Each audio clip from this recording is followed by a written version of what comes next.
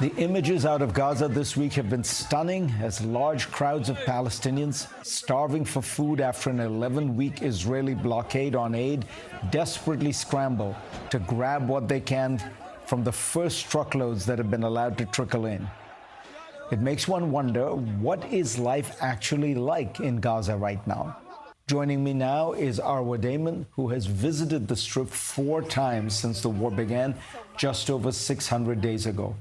Damon is a former CNN correspondent who pivoted to humanitarian work and founded Inara, a charitable organization that provides medical and mental health services to children impacted by war.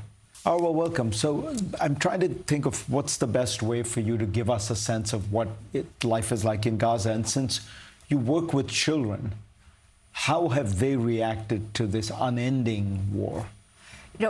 We've seen different kinds of ways that this sort of, deep, intense trauma manifests in a child. And I think the starkest and best way to describe it is when you meet and see children that have quite literally been shocked into silence. So children go nonverbal. They are unable to process what it is that they're seeing, and coupled with the reality that the security blanket that a child would normally turn to, their parents, for protection, they know that doesn't exist. A child knows their parents cannot keep them safe, cannot feed them, cannot make their pain go away. And so you have these multiple traumas that are constantly hitting them all the time. And then add to that just the daily struggle of trying to stay alive. So what does Gaza look like? When you go in there, what are you seeing? It feels as if you're sort of in the opening scenes of some sort of bizarre apocalyptic Hollywood zombie movie. But then you realize in the middle of all of this, utterly dystopian scenery, people are actually trying to live in and among the rubble. There's little children who aren't wearing shoes, who are lugging, gallons of water that are heavier than they are. There's this one horrible scene of a father who's trying to push, his son in a wheelchair, and he just completely collapses from exhaustion. You have the elderly that are trying to crawl along because they don't have any other means of transportation. And it is so hard to comprehend how people are actually surviving. And there's one thing, Fareed, that I really wish everybody could see and understand, is the level of kindness and compassion and humanity that still exists among so many. It blows my mind. Because, we work in the same shelters over and over again. So the people there, they kind of, they know me and they know when I'm coming back. And the welcome that I get, the, oh my God, I'm so glad you're safe, which is stunning because, I've been on the outside. There's a level of kindness and purity that exists to so many people there that I don't think the outside world really understands or appreciates. There are people who say there is a narrative that, look, it was put out by some Israeli officials at the start of the war.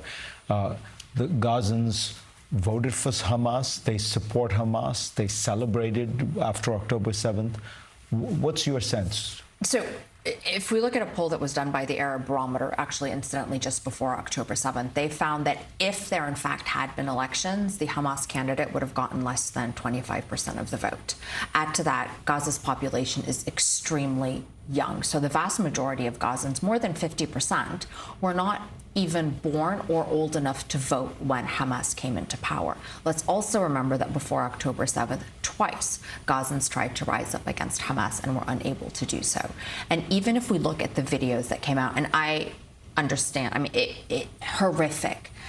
The scenes of, the hostages being pulled into Gaza and people around there celebrating, even if we're generous and say, how many people were in those videos? 5,000, let's call it 10,000, let's even call it 20,000. That's 1% of the population. I have not, in my 4 trips to Gaza, heard a single person support Hamas. You say that if people knew what was going on, if the press were let in, the Western press were let in, the war would end tomorrow. I assume by that you mean that even most Israelis have no idea what is going on in Gaza.